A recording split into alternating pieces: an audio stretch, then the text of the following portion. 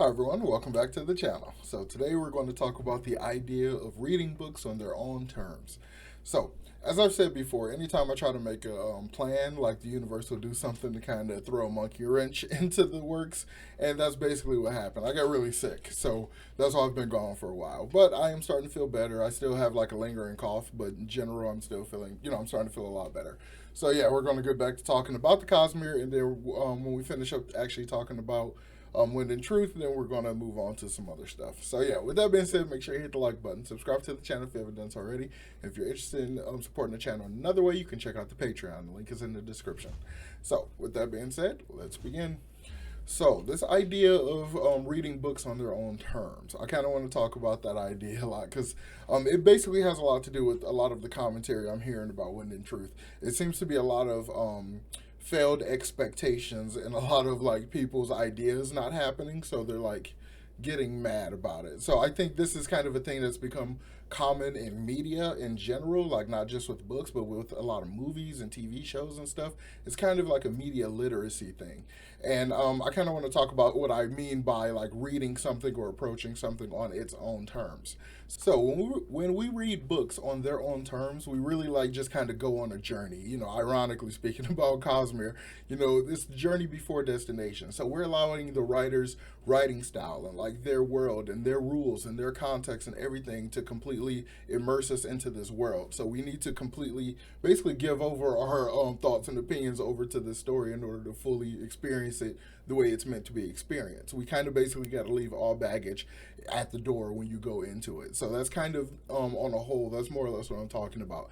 This idea of actually allowing yourself to be taken on a journey, to go into it without any forward expectations. If you've like read a review or heard anything about it, anything like that beforehand, to kind of just let that stuff go and just allow the writer or the movie maker or whatever to just kind of take you on this journey, because it's very much journey before destination. So instead of being like swept away on a lazy river, a lot of people tend to try to kind of guide the way in which they read stuff. Like they don't really kind of take it for what it's given.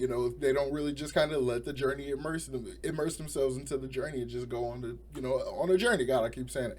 So instead of allowing yourself to be immersed into a journey and just being taken along a ride, a lot of people seems to do these similar kind of things. And it's three different things that people seem to do a lot. So I kind of want to talk about those different things and kind of in the context of the idea of not reading something, not taking it as it's given, not reading it on its own terms.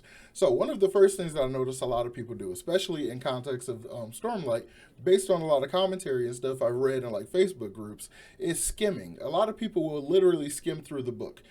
Because there's a lot of people who like really prefer action scenes and stuff, and when there's like a lot of dialogue or a lot of exposition or something like that, they just their attention span just can't really get into it, and they'll literally just skim the book and just kind of look for action scenes and stuff.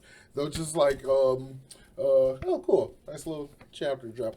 But they'll just like skip over all kinds of different parts, and like this, I hear this specifically in reference to Shallan a lot, because there's like a weird amount of hate about Shallan's chapters and stuff, which actually kind of makes sense given some of the current commentary I'm seeing about the story as a whole. They have similar issues with Wind and Truth that they seem to have with Shallan's chapters. So that's one of the main things that I see too, though, is that people will skip Shallan's chapters because they can't stand her as a character or whatever. So therefore, you're missing all the context and all the nuance and all the interesting little world building details that just happen outside of her character plot alone. So there's her story plot, then there's her character plot, and then there's like the world building and magic plot that's happening around her. And people, if they're skimming her chapters and skipping her chapters and stuff, you're missing all sorts of context and nuance, because there could be little bitty details inside those chapters that don't directly relate to what's going on with Shallan, but it's little bits of information that essentially works as foreshadowing for something else. There could be mechanic foreshadowing and stuff like that, just general world building foreshadowing. So there's all kinds of stuff in those kind of chapters that you just lose if you skim. If you don't really like, just general exposition-y kind of things, like there's meat in there that you're just basically skipping, trying to look for action scenes. So you're effectively skipping most of the story when you do that. I don't think skimming is as common as some of these other things that people do, but like if you skim through books, it's like just go read a detailed description of it, because at that point you're not even reading the book. So there's just a lot of that kinds of, or there's a lot of commentary that implies that that's going on more than it probably is, especially in regards to Wind and Truth. Because there's a lot of people that say they basically skipped all the mental health stuff, and considering how solidly the mental health theme and all of that kind of stuff is in the books, like it gives them a larger than average negative opinion of it, essentially. So that's one of the things that I see, popping up a lot with this one. So one of the other ways in which people will kind of just not, take it as is given or not read a book on its own terms. So this next one I think is far more common, especially in regards to Wind and Truth, because like this is number 5 in a series. So of course, people have their ideas. So the next one I want to talk about is like expectations versus reality. So specifically when we're talking about the 5th book in the series, especially when you have like 2 and 3 year waits in between these books, people are living with these characters. People are thinking about these characters constantly. So they have these completely built up ideas about where their arc should go and about stuff that is more, consistent with the character because it's based on the way they read the character and stuff. And especially with a fantasy sci-fi series like this, people tend to theorize a lot. So there's been years and years worth of theorizing about these characters' arcs and stuff. So you go into a book and it just completely does something totally different, not in any direction that you expected. Like the immediate reaction is kind of a negative knee-jerk reaction. So you're kind of reading, in that sense, you're reading the book expecting a confirmation for your own assumption. So you're literally taking all this bias and all these pretenses into the story with you. So when your expectations aren't met, you're immediately disappointed. So something like that essentially happened to me with Rhythm of War. I went into Rhythm of War so like filled with theories and ideas and stuff about where I expected the story to go. When the story went a completely different direction, I didn't really accept it on its terms. I couldn't just really read what was given to me, so I had an immediate negative opinion.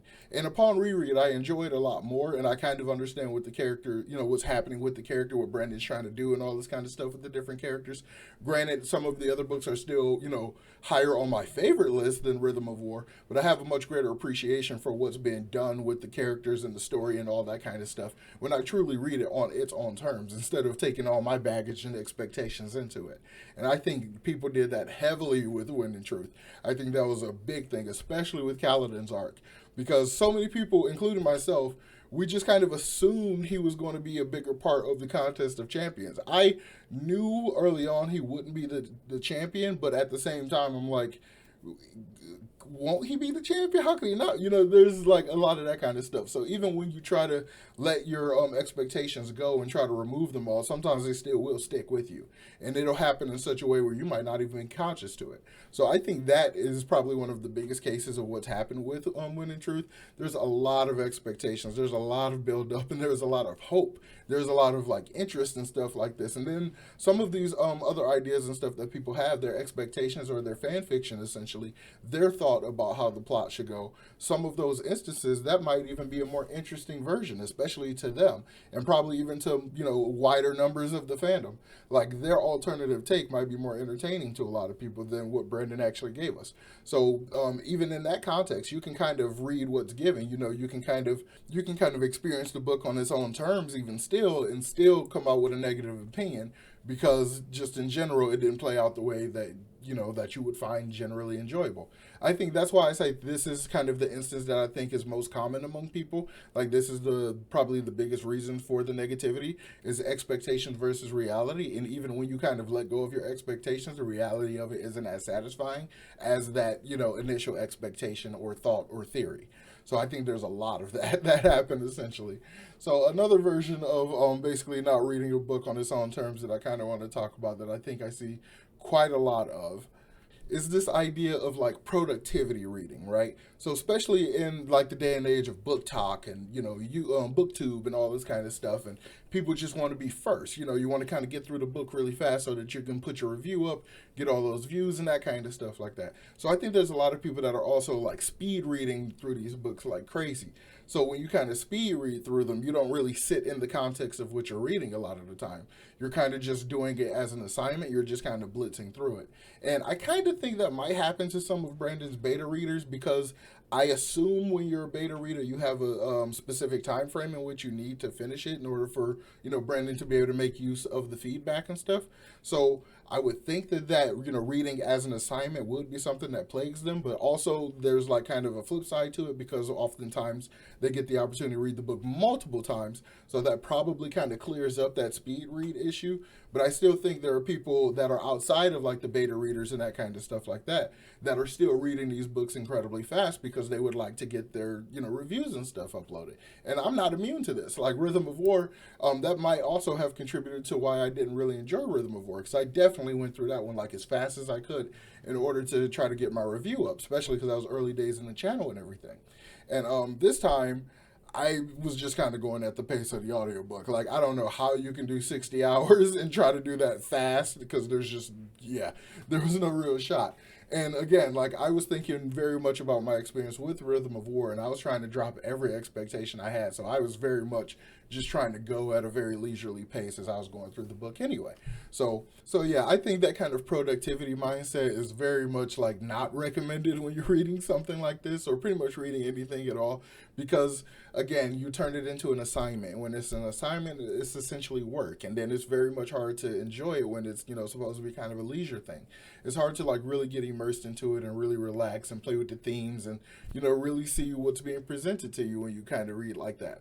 So I really hope that so I would hope a lot of people that have like negative opinions and stuff, or like kind of are on the fence specifically about the story and everything, like upon reread, I really do hope that they do enjoy it more, because I really enjoyed this book. I like the way in which it kind of promises so much about the greater Cosmere, and it kind of sets up so many interesting things for the back half and stuff. So there's just a lot of it in there. But I do again think that Brandon, in terms of the first arc of the Stormlight Archive, I do feel it's incredibly unbalanced. It feels very much unbalanced between plot and character. But that could be on purpose also, because this is the first five. So maybe the way in which he has it, in that it feels unbalanced now, maybe when we have the back five, that way in which he approaches plot versus character will eventually balance out all 10. But that just, something about that I don't really care for. So yeah, what do you think about this idea of reading books on their own terms? Let me know what you think about that in the comments down below. And as always, please make sure you hit the like button, subscribe to the channel if you haven't done so already, and if you're interested, you can check out the Patreon. You can support the channel in that way. And I will talk to y'all next time. Peace.